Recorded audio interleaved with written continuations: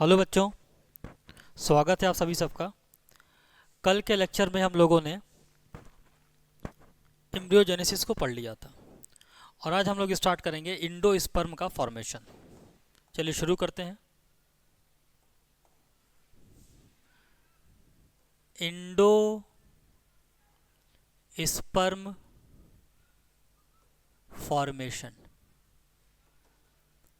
कल मैंने बताया था कि ये है सेंट्रल सेल, बीच में है पोलर न्यूक्लियाई और इससे एक मेल गैमीट आके फ्यूज़ किया था और ये बन गया था इंडोस्पर्म। इस स्ट्रक्चर को हम लोग कह रहे थे प्राइमरी इंडोस्पर्म न्यूक्लियस और इसे हमने कह दिया था प्राइमरी इंडोस्पर्म सेल। इतना आप लोग को याद होगा, ये बता दिया गया था कल के लेक्चर में। अब इस स्ट्रक्चर में होता है फ्री न्यूक्लियर डिवीजन। क्या होता है फ्री न्यूक्लियर डिवीजन, पहले बता देता हूं मैं आपको। फ्री न्यूक्लियर डिवीजन का मतलब होता है बेटा कि सिर्फ और सिर्फ न्यूक्लियस डिवाइड करेगा, सेल डिवाइड नहीं करेगी। और जब सिर्फ और सिर्फ न्यूक्लियस डिवाइड करेगा तो ये सेल मल्टी न्यूक्लिएट हो जाएगी। Free nuclear division. और जब फ्री न्यूक्लियर डिवीजन होगा तो ये जो प्राइमरी इंडोस्पर्म न्यूक्लियस है ये कई सारे न्यूक्लियस में डिवाइड हो जाएगा। ये देखिए, ये देखिए, इधर भी देखिए, बहुत सारे न्यूक्लियस बन जाएंगे। इस स्ट्रक्चर को हम लोग कहेंगे, अच्छा आप इसकी पोलैरिटी भी देख रहे हैं, पोलैरिटी जो इसकी है वो 3n है। और ये जो स्ट्रक्चर बना है free nuclear endosperm, free nuclear endosperm, इसकी पोलैरिटी होती है 3n। वो जो कोकोनट वाटर होता है ना, ये वही कोकोनट वाटर है, वाटरी कोकोनट। जो कोकोनट वाटर आप पीते हैं ये वही है कोकोनट वाटर वाल, और इसको कहते हैं फ्री न्यूक्लियर इंडोस्पर्म। तो फ्री न्यूक्लियर इंडोस्पर्म क्या है? कोकोनट का वाटर है। अभी तक आपने देखा सिर्फ और सिर्फ न्यूक्लियस से डिवाइड किया है। अब साइटोकाइनेसिस होगा। साइटोकाइनेसिस का मतलब होता है कि यहाँ पर सेल वॉल बनेंगी, साइटोकाइनेसिस। और जब साइटोकाइनेसिस होगा तो इसमें वॉल बनना शुरू हो जाएंगी, 3n 3n 3n 3n, ये सारे के सारे ट्रिप्लॉइड होंगे। और बीच में वॉल अभी नहीं बनी है। ये वो गरी का गोला है जिसके अंदर पानी भी है और वाइट कर्नेल भी है।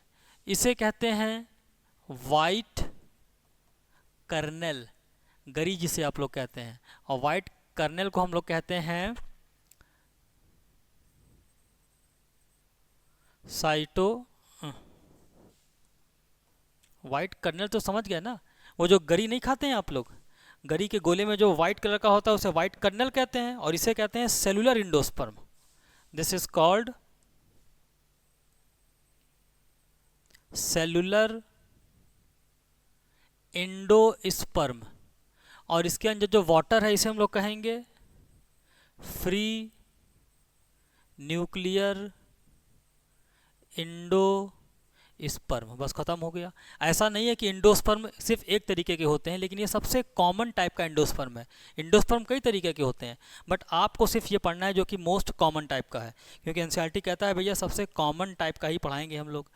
तो ये हो गया इंडोस्पर्म का फॉर्मेशन। और कोकोनट के अंदर वाटर भी होता है और सेलुलर इंडोस्पर्म भी पाया जाता है। ठीक है बेटा, अब हम लोग को थोड़ा सा देखना है सीड के बारे में। सीड दो टाइप की होती है, endospermic seed and non endospermic seed. देख लीजिए, सीड आर टू टाइप्स। नंबर 1 एंडोस्पर्मिक सीड और albuminous seed, albuminous seed. And the second one is X albuminous seed. और भाई इसको कह रहे हैं इंडोस्पर्मिक, तो इसे कह देंगे non endospermic, non endospermic seed. So there are two types of seed, endospermic and non endospermic.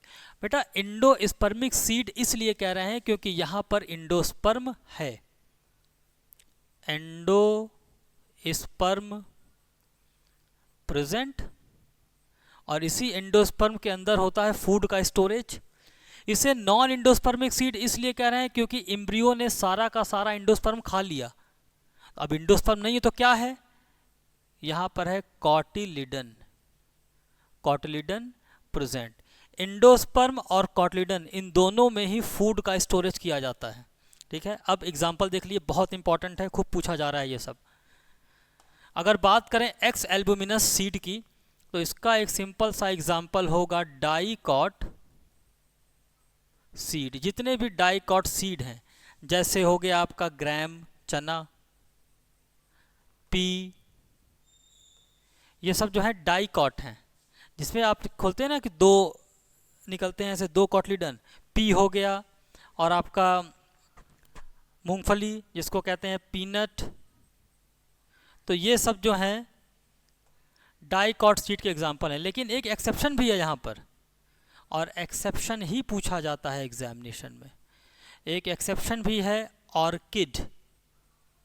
Orchid जो है वो मोनोकॉट है, मोनोकॉट, बट इसके अंदर किस तरीके का सीड मिलेगा, नॉन इंडोस्पर्मिक सीड मिलेगा.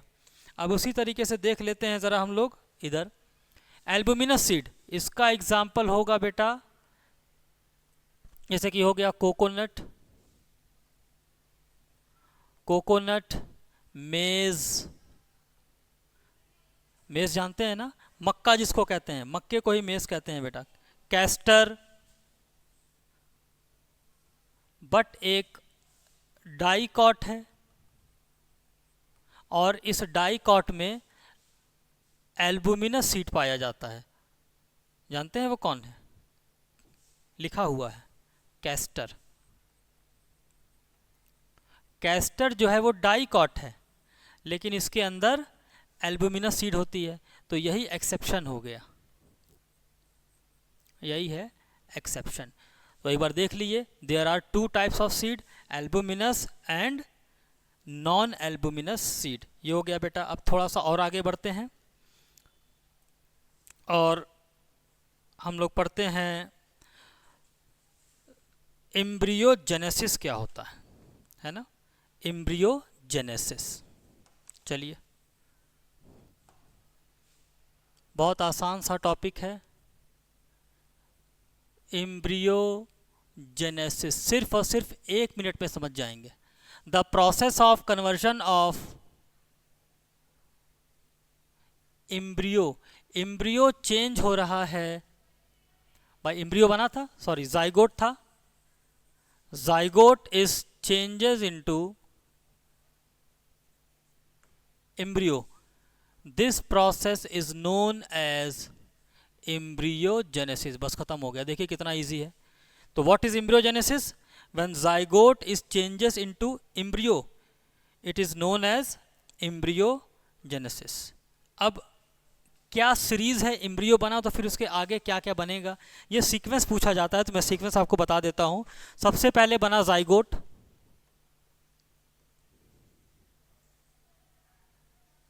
जाइगोट से क्या बना, zygote is changes into embryo. अच्छा, जब एम्ब्रियो बनेगा तो फिर एम्ब्रियो चेंज होगा. एम्ब्रियो एक्चुअली में जो एम्ब्रियो है इसे कहते हैं प्रो एम्ब्रियो. क्या कहते हैं बेटा, प्रो एम्ब्रियो. प्रो एम्ब्रियो के बाद बनेगा ग्लोब्यूलर एम्ब्रियो.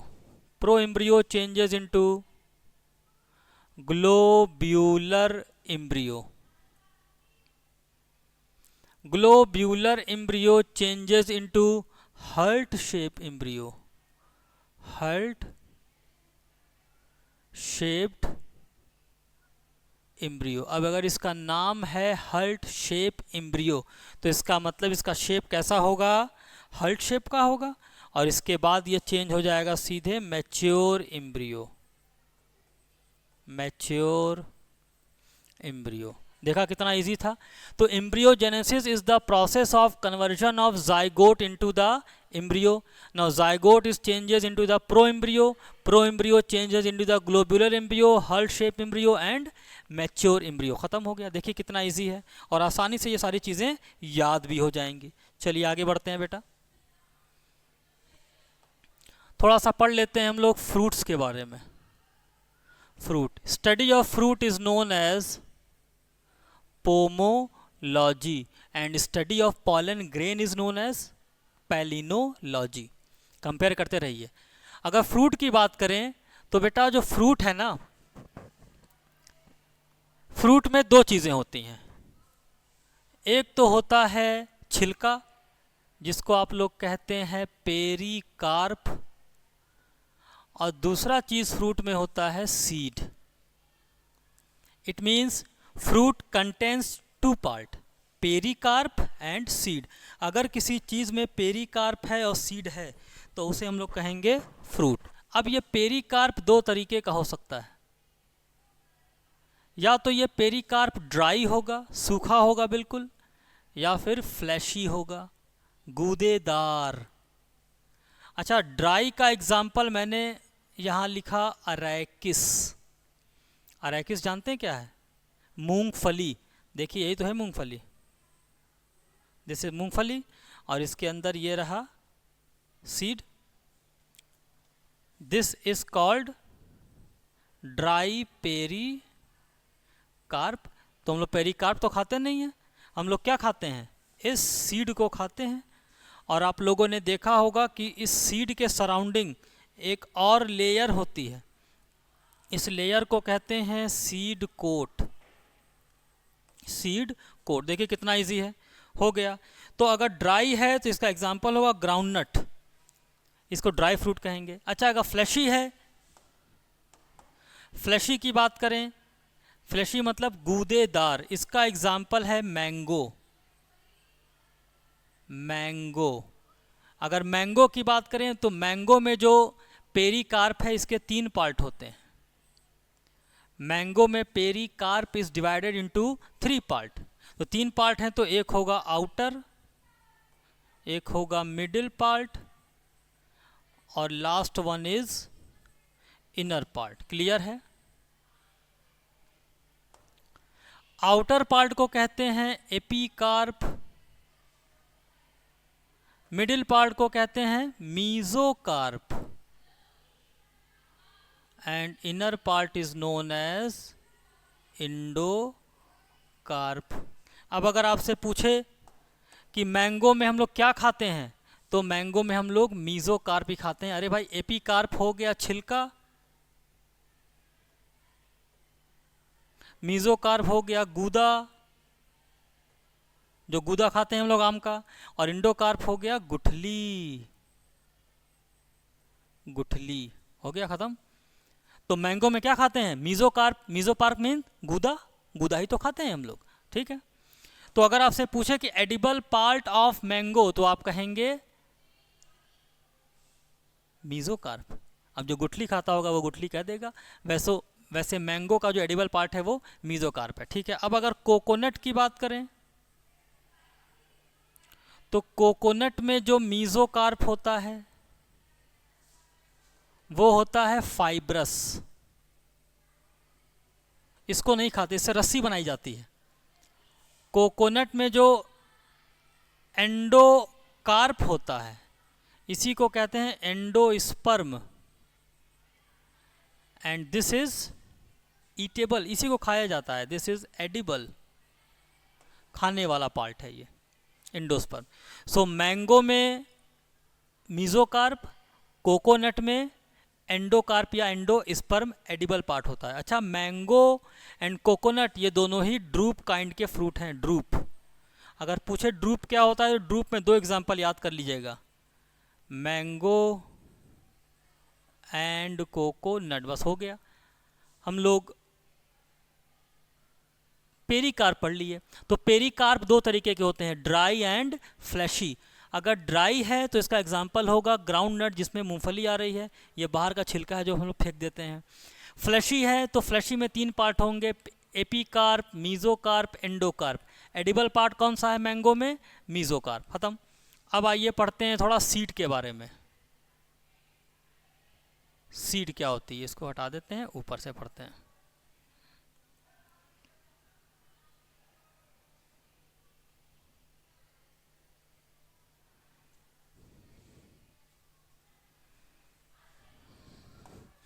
चलिए अब बेटा हम लोग पढ़ते हैं थोड़ा सीड के बारे में, है ना। Study of seed is known as spermology. Study of seed is called as spermology, इसको कहते हैं। देखिए क्या होता है ये।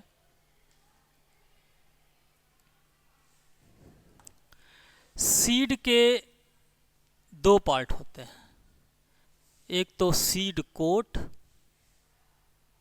And another one is embryo. Seed coat and embryo.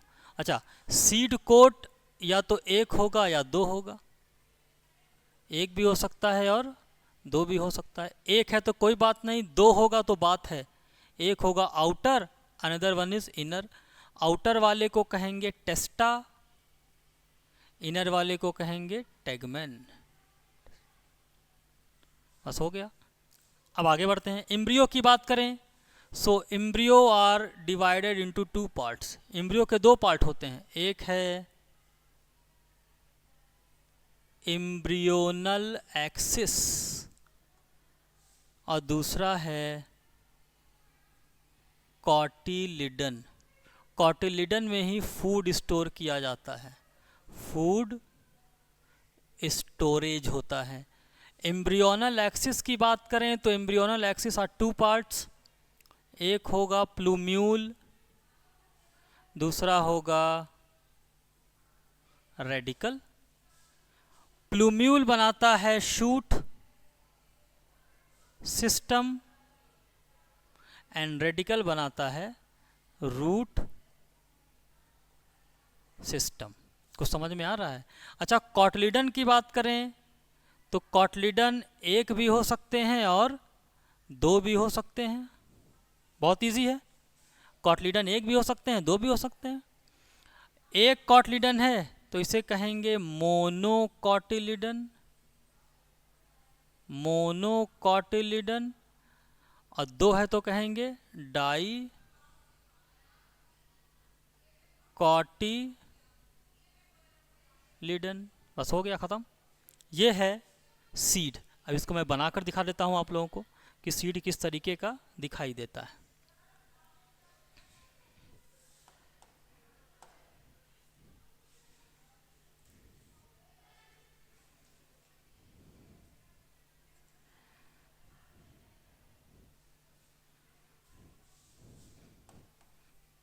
देखिएगा बेटा, इसको बनाकर दिखाते हैं हम सीड को।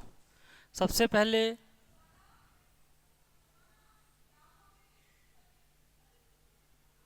ये है एम्ब्रियोनल एक्सिस, ऊपर वाले पार्ट को कह रहे हैं प्लूम्यूल, ये है रेडिकल, ठीक है। इससे निकला हुआ ये कॉटिलिडन, ये है कॉटिलिडन। कितने हैं कॉटिलिडन? 2 हैं, एक ये और एक ये, तो डाइकॉट का होगा। इस पूरे स्ट्रक्चर को कह रहे हैं एम्ब्रियो, और अगर इसके सराउंडिंग हमने ये सीड कोट लगा दिया, सीड कोट, अब इस पूरा स्ट्रक्चर हो गया सीड का।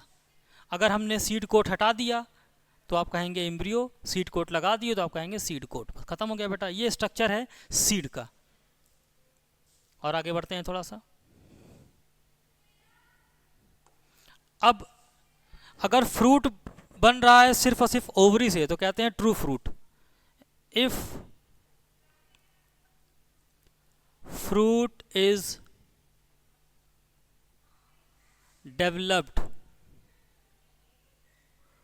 ओनली फ्रॉम ovary,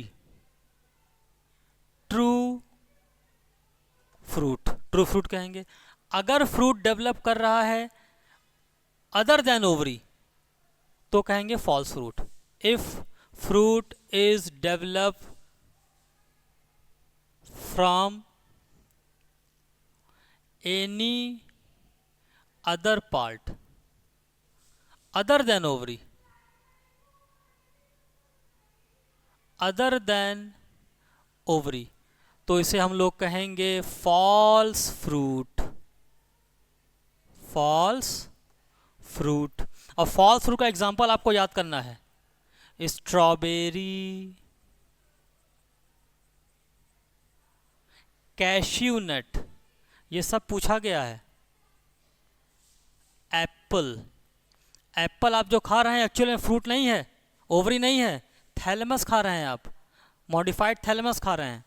अभी तक आपको लगता होगा कि हम एप्पल फ्रूट खा रहे हैं, फ्रूट नहीं है, वो फॉल्स फ्रूट है।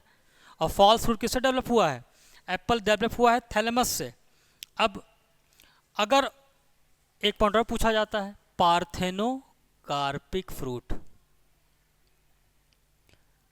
पार्थेनोकार्पी क्या होता है? If ovary develops into fruit without fertilization,